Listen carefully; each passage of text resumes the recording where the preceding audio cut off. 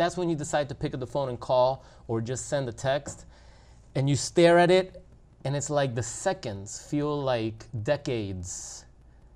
You know they're not going to respond. You already know that too. Like at that moment, you're a fortune teller. You know the future. You know you're not going to get a response. And those minutes, those seconds turn into minutes. Those minutes turn into hours. And you're losing your mind.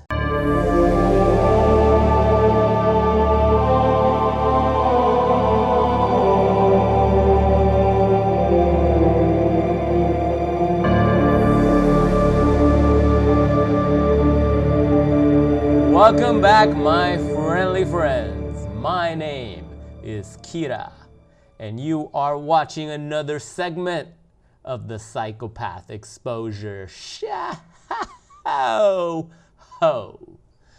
And today we're gonna be talking about when the narcissist tells you that they're gonna take a nap.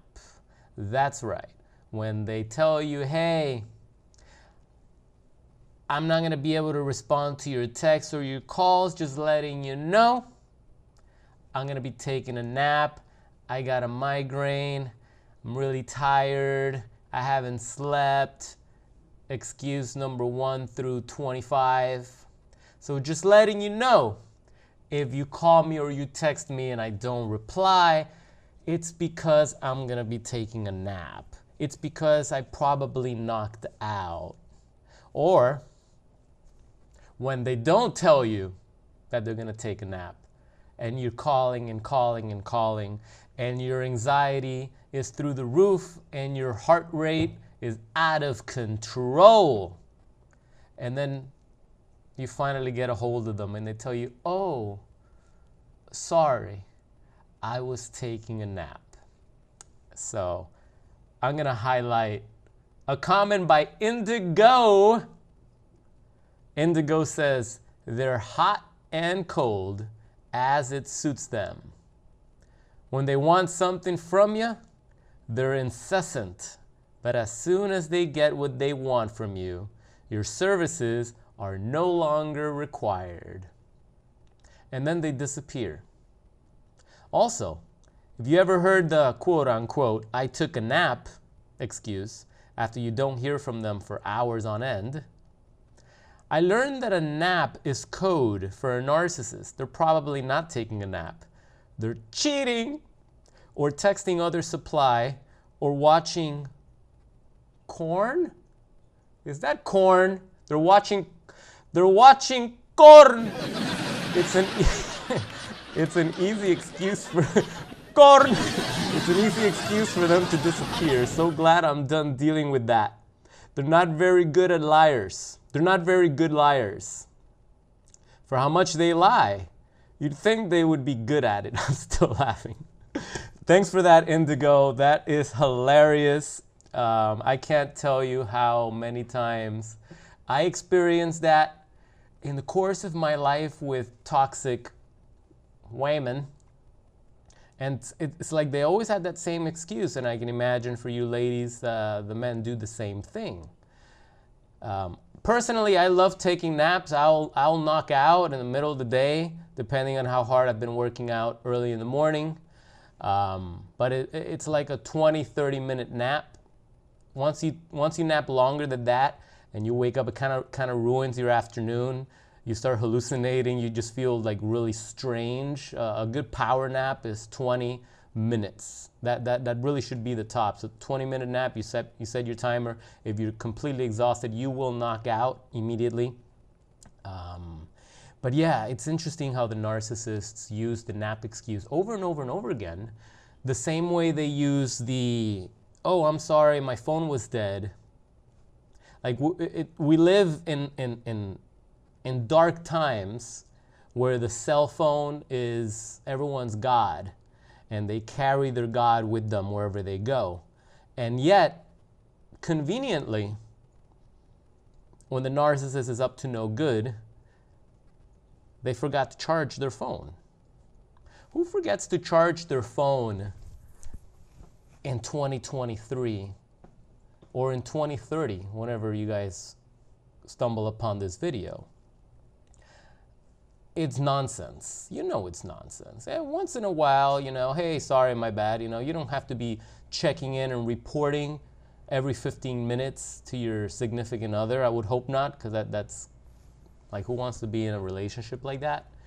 But it's usually when your radars are firing up. It's usually when you suspect something and you have that feeling of impending doom, and you just know something's up. You can sense that they're up to no good, and you're just going insane, right? Because narcissists is pretty much the behavior, the patterns of behavior, the abuse. It makes you feel as if you're insane. And the definition of insanity is doing the same thing, expecting a different result. So imagine that you're with somebody that is constantly abusing you, and you take them back, you forgive them, you take them back, you give them the benefit of the doubt, you give them another chance, and the same thing happens again. So yeah, technically, it's kind of like we're insane at that moment, but I digress. But yeah, it's always when there's something in your gut that's telling you, this motherfucker's up to no good, and I know it. And that's when you decide to pick up the phone and call, or just send a text, and you stare at it, and it's like the seconds feel like decades. You know they're not gonna respond. You already know that too. Like at that moment, you're a fortune teller. You know the future. You know you're not gonna get a response. And those minutes, those seconds turn into minutes, those minutes turn into hours, and you're losing your mind at that time. You're thinking about, it can't be 2 hours. They're not gonna not reply in 2 hours. And then 2 hours pass by, and you're like, nah, it's not gonna be 3. I know for sure 3 hours are not gonna go by, and they're not gonna respond. And then 3 hours go by. And then 4. And yeah, and all of a sudden it's like, oh, sorry. Oh, I was taking a nap. I knocked out. Oh my God, I fell asleep with my clothes on and my phone died next to me. Complete horse shit. They were with the other person. They were with the other person that they've been cheating on you with all this time. That's why you're feeling these strong intuitional emotions. That's why. Otherwise, you would have nothing to suspect them. You'd be living your life confident that you're in a stable, trustworthy relationship where, hey, they haven't called, everything's cool. Now, obviously, if 5, 6, 7, 8 hours pass by, you might start worrying, hey, I hope they're okay. I hope they haven't gotten killed or something like that. I remember I was hanging out with a good buddy of mine out of state, and he's a very good relationship. Like, those people are amazing. They have the happiest baby I've ever seen. Just being around them is a delight. There's no hypocrisy. I see right through the toxicity, guys. Like I can tell that's a good family. You know, I can just see the way they interact. I've known them for a long time. And I remember once I was hanging out, you know, with my buddy, and his wife was out with her girlfriend and the baby. And yeah, 5 hours passed by because we were doing our thing. We were playing music, we were jamming, we were grabbing food, coffee, whatever. And 5 hours went by. He's like, oh, damn, I haven't heard from her in 5 hours. Let me see how she's doing. He sent a text. And then he just put his phone away. And I'm sitting there and I'm like, damn, it's been 5 hours? And you just send one little text and you just put your phone away? I would have been like flipped completely upside down, spinning my torso. Right? Because I already know something's wrong. He's like, nah, everything's cool. I'm sure she'll call when she can. And yeah, like within 30 minutes she called, and she was with her friend. Her friend had the baby. They both had the babies. Everything was fine. See, there's no trauma in that relationship. So there's no need to worry. There's no need for these crazy radars and alarm systems that fire up on our head. But when you're dealing with a promiscuous, lying sack of shit, you know what you're dealing with already. You know what you're dealing with already. And that's why these feelings arise, because you know they're up to no good. Because chances are they have already been infidels early in the relationship. At some point, they've already done something that has violated the terms of your relationship. Hopefully those terms were outlined at the beginning. Some people don't know what they want. out of a relationship. And why am I sinking in this chair? I'm sinking. Guys, you gotta sink or swim. The choice is yours. Yeah, so that's why that's going on. That nap shit is bullshit. That's just an excuse. If you were to show up at the house, here's another thing that you guys probably want to do. And this is when you start really going crazy, and you got to be careful because you will look crazy to everybody else. Even me, I'll tell you, you're crazy. It's when they tell you some shit like that they're going to take a nap, and then you drive your happy butt to their house, and they're not even there. Or the other woman's there or the other guy is there, and you see their car parked in the driveway. Yeah, when you go and you do something like that, it's already over. When you have to drive to your narcissistic, lying, cheating partner's home to prove whether or not they're taking a nap, as they say, that relationship has been far from over. If you're watching videos like this, if you're binging videos like this because you suspect, or not even suspect, you know that you're dealing with a sick, abusive individual, that relationship has been over, such a long time ago. And you're just spinning your wheels at this moment, holding on to an idea that maybe things will get better, that maybe all of this evidence that you have stockpiled right in front of you is false, and that somehow you've made it up all in your head and they're innocent. And you're hoping that you're going to get that huge jolt of dopamine that's going to take away all this anxiety. Oh wow, I was wrong. They were home the entire time. Look at them sleeping like a baby. Oh, that's what you're hoping for. But as you're driving to their house and your heart rate is out of control, you know why? Because that's your nervous system telling you you're in danger. It feels like you're in danger. It knows disaster is on its way, and it's warning you, stop doing this. It's like when your ABS switch malfunctions and your dashboard lights up like a Christmas tree. That switch is responsible for your anti-locks, is responsible for so many other things in new cars nowadays as well. And you feel the whole thing, it just doesn't feel secure, especially if you're driving on sports mode. You can feel it. It's like, wait, it starts to stall randomly. It doesn't feel safe anymore. If you're in tune with your vehicle, you'll know the moment something's wrong. Just like in a relationship. You know when something's wrong, you feel it. You can't put it into words, you can't prove it to a judge, right? But you just know. You know, and that's your body like losing control as you're driving your ass to their house to catch them. What are you going to do if you catch them? Are you going to get out of the car like a crazy person? Are you going to fight them? Are you going to fight the new supply? Are you going to get into an altercation? Really? Are you going to do these crazy things that land you in jail? And then you're like, oh, they made me do it. They made me do it. Who's going to believe you?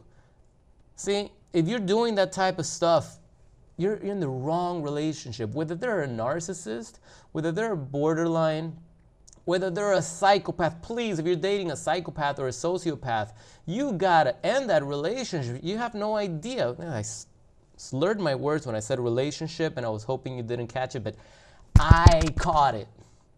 And it bothered me, so I'm gonna say it again. You have to leave that relationship now. You have no idea how far these predators will go in their mission to utterly destroy you for their own self-pleasure. They're wired that way. But going back to the nap, if you believe them and you tell them, oh, okay, baby, no problem, call me when you wake up, they're gonna test how long that nap can go for. So they'll start off by like an hour, and then they'll call you. Cool. Next time they try the nap thing, it's gonna be an hour and a half, maybe 2 hours. And then they'll call you, oh, what a long nap, oh, this and this and the other. They'll keep testing it. They'll keep testing it. Remember, they're testing the waters to see how far you can go. That's the thing with narcissistic people.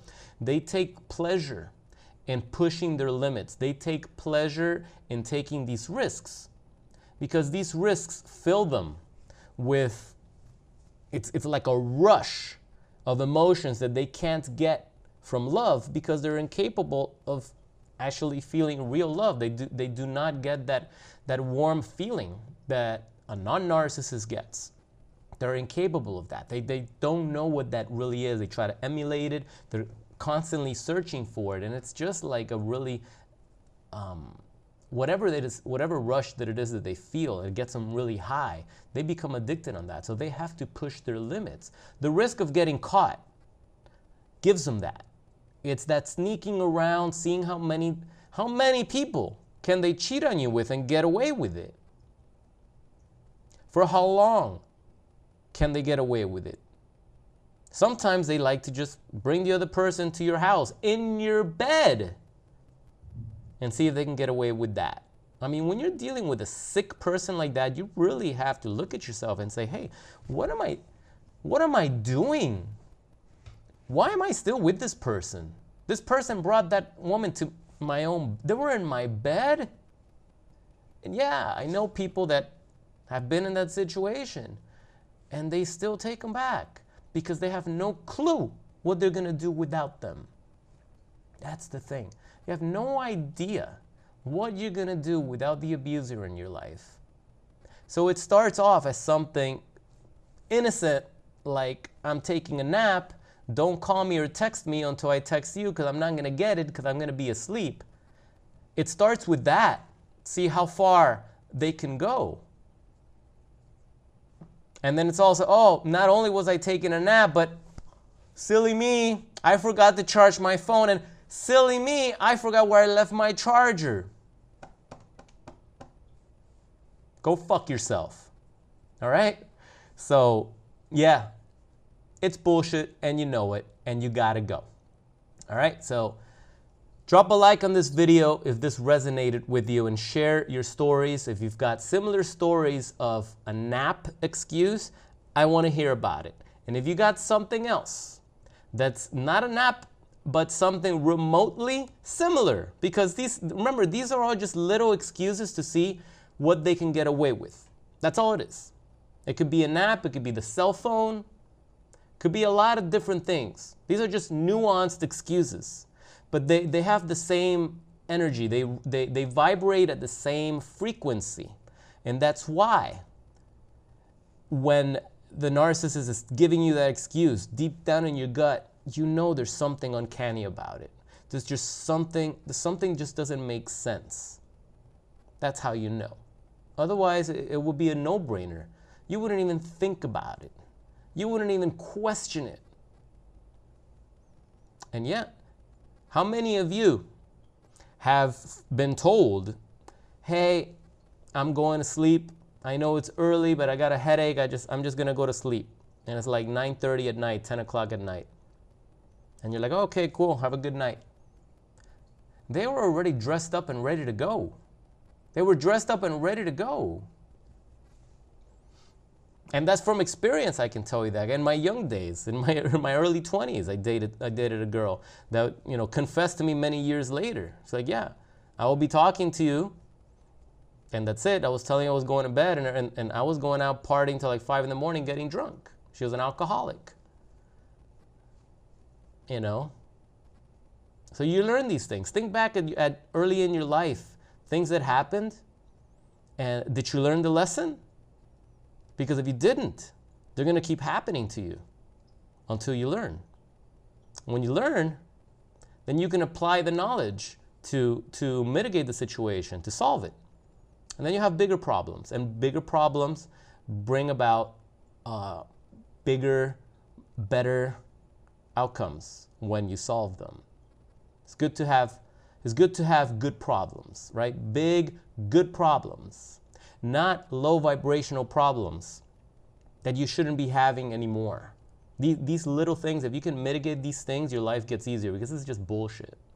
This is bullshit and you know it. All right? If you need help, If you want to talk to me privately, I have a private coaching program. I can help you mitigate these bullshit excuses. All right, because that's what they are. You know they are. There's just something about you that's not allowing you to call the situation out for what it is because you're scared of being right. You're scared of being right. You're hoping that you're wrong. You're scared of being right. So, anyway, I have a link below if you're interested in learning more about my coaching program. I would love to work with you. Do not hesitate to reach out. I do have a waiting list, so contact me as soon as you can if you're serious and you really want to heal in this process, because it's a process. It's not night and day. All right. As you know, you've been stuck in this for a long time. It's not something that gets cured overnight. It takes time to get out of this nightmare. All right. And yeah, I hope you're having a great day, and I hope this resonated with you. And if it did, I hope it made you laugh. And if you're laughing, then you're already feeling better than you did before. Laughter is a great medicine. That's it. That's all I'm going to say. So I'll see you in the next video. This is Kira, Psychopath Exposure. Have a good one, my friends. Peace.